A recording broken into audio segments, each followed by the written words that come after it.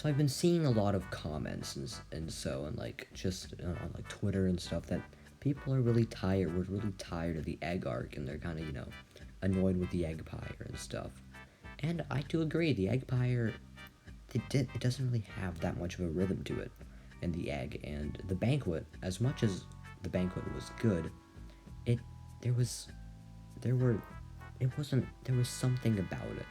There was something about the Banquet. I mean, it was great. It was really entertaining. It was really unpredictable, but there's something about it. So, and if you say that there wasn't nothing about it, you're lying. Or if there's nothing about the Eggpire, because there are some things that you know that why the Eggpire doesn't really click, and we're gonna be looking into this video. So before we get into it, if you could subscribe, that'd be great.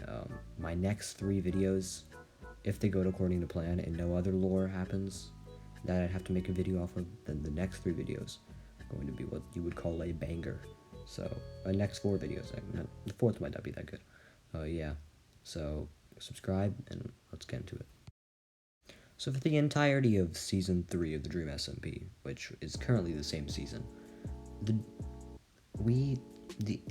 main kind of villains have been the Eggpire and the egg trying to infect the whole server, and they've been really causing problems.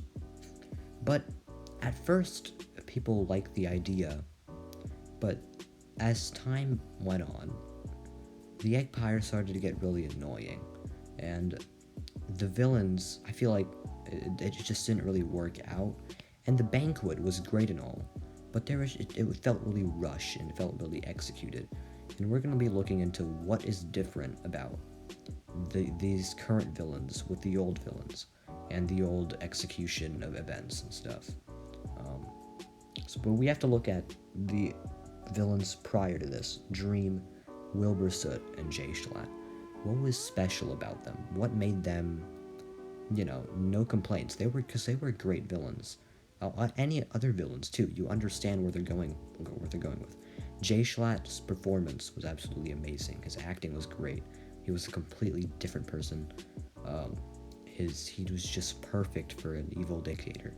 Jay Schlatt, he really fit the role, and he really did what he had to do in that role. Wilbur Soot, we kind of went with him on his journey. It was a really well built up arc to this, to the villain. It was really well built up, and it really made sense that he's slowly starting to go crazy in exile as he sees his country and he recognizes nobody's really on his side, even though that might be false. He thinks that. And Dream, the mystery that we have for Dream, and I feel like that's the thing that they should have created, and they tried to create with the Eggpire, but it didn't work because we don't really know why the egg's doing this or why they're doing this. Just like we didn't really know Dream's intentions, and now we kind of know Dream's intentions, but we don't know them fully. So there still could be many things, and there are many things that we don't know about him, and we've never seen anything from Dream's perspective. So he's such a mysterious character. It makes sense, and that's the type of vibe I can tell they were trying to go with the Eggpire, but it just didn't work out. In other villain arcs, Quackity's current villain arc is very well thought out, and you see how it makes so much sense that throughout all of Quackity's actions, you see what he was trying to do. And Jack Manifold, his is also really well thought out, that he's always been looked over. Nikki's villain arc, that looks really good. They had a villain arc for Fundy, but they never really built on it. Fundy's made sense too. He's always been pranked, he's always been looked over. He's even looked over, they make sense a lot. A key to a good villain is when you can understand what their goal is, or the mystery that they created for Dream.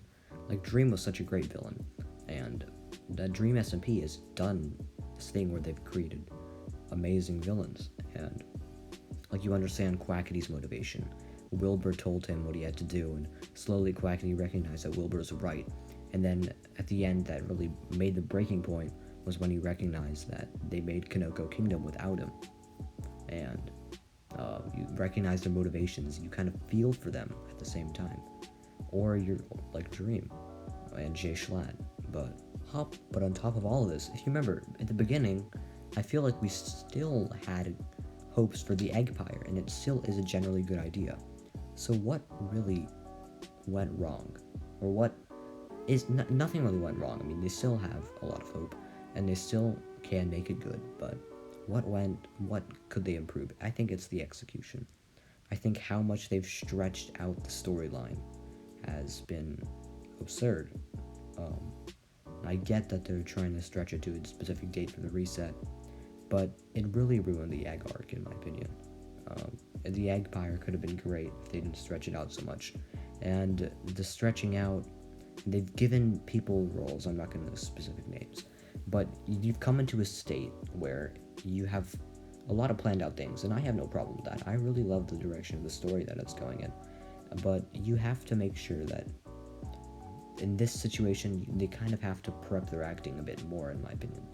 Because in this situation, when things are getting more planned, you're going to need to start to know how to act more. And personally, I prefer the improv days. I wish we could go back to those, but I mean, I respect that the storyline that they're going into, I feel like we will get to the improv days again once this story, gets to a specific point. But you have to kind of, the execution has been so stretched out, and they kind of have to fix it, and they have to, some of the actors that may be a bit iffy to fix them, because they're trying to get everybody in the storyline, and some of them won't be as good when everything's being planned out. There's less improv, and some are just not that talented at acting. Where there's nothing wrong with that. So yeah, the execution's been poor. And let's talk about the Banquet. The Banquet felt really rushed. If you see that, like, they had all these events planned, you can tell how scripted it was. The only performance that I really enjoyed was Quackity's. And that was even a bit, overdone, in my opinion.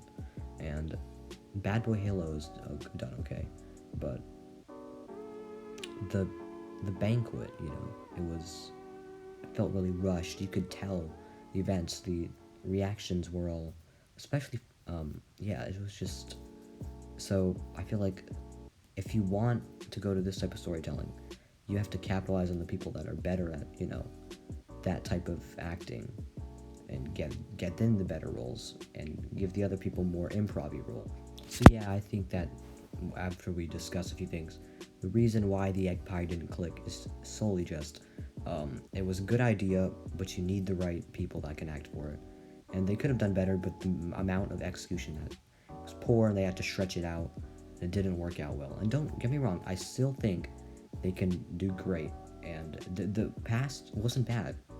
It just wasn't, perfect, and it wasn't that good, but it can get better, and it can, they can fix it, and that they have to bring some sort of improv back to the storyline. And yeah, so if you guys enjoyed the video, like and subscribe.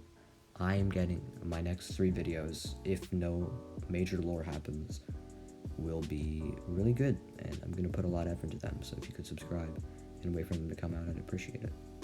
And yeah, see you guys in the next one.